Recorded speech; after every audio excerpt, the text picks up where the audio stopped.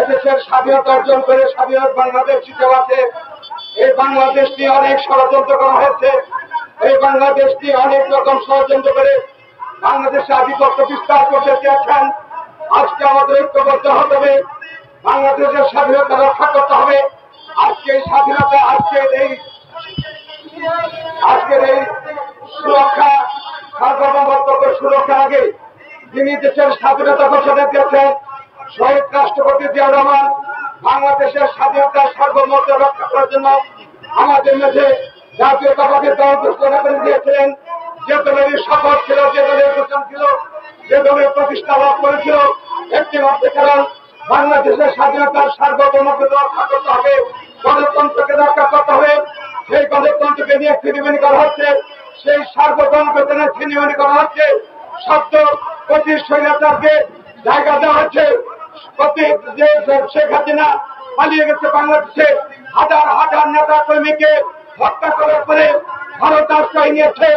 আমরা বলতে চাই, এই ভারত যদি বাংলাদেশের স্বাধীনতার প্রতি বিশ্বাস রাখত, এই ভারত যদি বাংলাদেশের স্বাধীনতার সার্বভৌমের প্রতি যদি তাদের আস্থা বিশ্বাস রাখত, তাহলে প্রতি স্বৈরাচার শেখ হাসিনাকে ভারতের জায়গা দিতে পারে না। এই ভারতের জায়গা দিয়ে প্রমাণ করেছে বাংলাদেশের বিচ্ছিন্নতাবাদীর সাথে এই ভারত সম্পৃক্ত।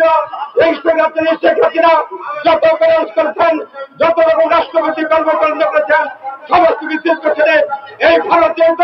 আর তা নাহলে এই ভারতকে জায়গা দিতে পারে না।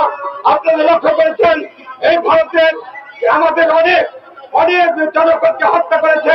আমাদের সেই সীমান্ত কাটা তালে বেড়ায় আমাদের ফেলানিকে হত্যা করে ঝুলিয়ে রেখেছে।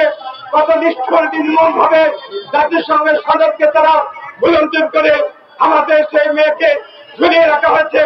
এদের বোঝা যায় ভারত বাংলাদেশের বন্ধুরা শত্রু। গত এক নির্বাচনে ভারত যখন শেখ হাসিনা অবৈধভাবে নির্বাচন করেছিল, বাংলাদেশের মানুষ ঐক্যবদ্ধ হয়েছিল, তখন ভারতের স্বরাষ্ট্রমন্ত্রী এসে হুসাইন মোহাম্মদের সাথে নির্বাচনে যেতে বাধ্য হয়েছে। এদেশের যতগুলো নির্বাচন আছে সমস্ত নির্বাচনে অবৈধ নির্বাচনে স্বীকৃতি দিয়েছে ভারত। পেছনের মন্ত্রীতে বিদেশিরা ওই নির্বাচনকে 14 সালের নির্বাচনকে স্বীকৃতি দেয়, 18 সালের মধ্যরাতে নির্বাচনকে স্বীকৃতি দেয় নাই, 7ই জানুয়ারি নির্বাচনকে স্বীকৃতি দেয়। কিন্তু ভারত ওই নির্বাচনকে স্বীকৃতি দিয়ে প্রমাণ করেছে ভারত আমাদের বন্ধু রাষ্ট্র নয়, ভারত আমাদের শত্রু রাষ্ট্র। তাই আজকে জাতি ধর্মে নির্বিশেষে ঐক্যবদ্ধ হতে হবে। একদিকে দেশের গণতন্ত্রকে রক্ষা করতে হবে, আর একদিকে ভারতীয় সাম্রাজ্যবাদের হাত থেকে এই জাতিকে রক্ষা করতে হবে। এই জাতিকে রক্ষা করতে হলে জাতি ধর্ম নির্বিশেষে সবার আজকে ঐক্যবদ্ধ হবে। ঐক্যের বিকল্প নাই।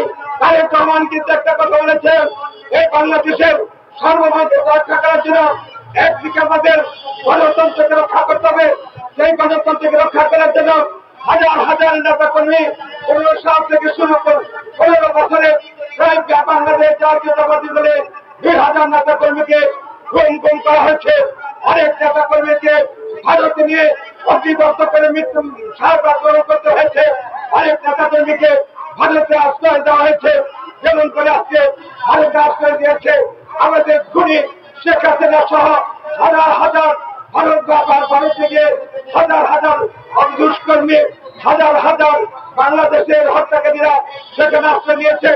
আপনারা দেখেছেন আসলে ভারত অনেক সময় পূর্বে করে বাংলাদেশে অনেক জনগণকে বাংলাদেশে ফিরতে দিয়েছে। আজকে যদি বাংলাদেশের গণতন্ত্রের প্রতি অথবা বাংলাদেশের স্বাধীনতার প্রতি ভারতের শ্রদ্ধাবোধ থাকতো, তাহলে শেখ হাসিনাকে তারা জায়গা দিতে পারে না। তারা বাংলাদেশে ফিরিয়ে দেওয়ার কথা এদের প্রমাণ হয়েছে। বাংলাদেশ আমাদের বন্ধু নয়, বাংলাদেশ আমাদের শত্রু রাষ্ট্রে পরিণত হয়েছে। আজকে দেখেন কিছুদিন আগে তিস্তার গত 3 দিন তিস্তার লক্ষ লক্ষ জনগণ তিস্তার পাশে তিস্তার অবস্থান দিয়েছে। সেখান থেকে প্রমাণিত হয় বাংলাদেশকে মরুভূমিতে পরিণত করতে চায় এই ভারত। ভারতকে আবার বন্ধ করে দিয়ে বাংলাদেশকে মরুভূমিতে পরিণত করা হয়েছে। টিপাই মুখ নদীর বিরুদ্ধে যখন আমাদের ইলিয়াস কথা বলতে গেছে তাকে হত্যা করা হয়েছে। এমন করে বাংলাদেশের 64টি নদীকে বাদ দিয়ে বাংলাদেশকে মরুভূমিতে পরিণত করেছে। তাই বন্ধুরা আমার, আসুন আমরা এ দেশকে বাঁচাতে হবে, এই জাতিকে বাঁচাতে হবে, আন্দোলনের বিকল্প নাই। এই জাতিকে বাঁচাতে হলে একটি নিরপেক্ষ তত্ত্বাবধায়ক সরকারের দিনে নির্বাচনের মধ্যে দিয়ে একটি স্বাধীন সার্বভৌম একটি রাষ্ট্র ব্যবস্থা কায়েমের জন্য নির্বাচিত সরকারের বিকল্প নাই। তাই আজকে আমি প্রচার ইউনুসকে বলতে চাই, আপনি একজন সজ্জন ব্যক্তি, আপনাকে অন্তর্বর্তীকালীন সময়ের জন্য দায়িত্ব দেওয়া হয়েছে। আজকে অনেক কিছু ষড়যন্ত্র চলছে দেশের মধ্যে, কোন নির্বাচন যাতে হতে না পারে, নির্বাচনের বিরুদ্ধে অনেক ষড়যন্ত্র হচ্ছে।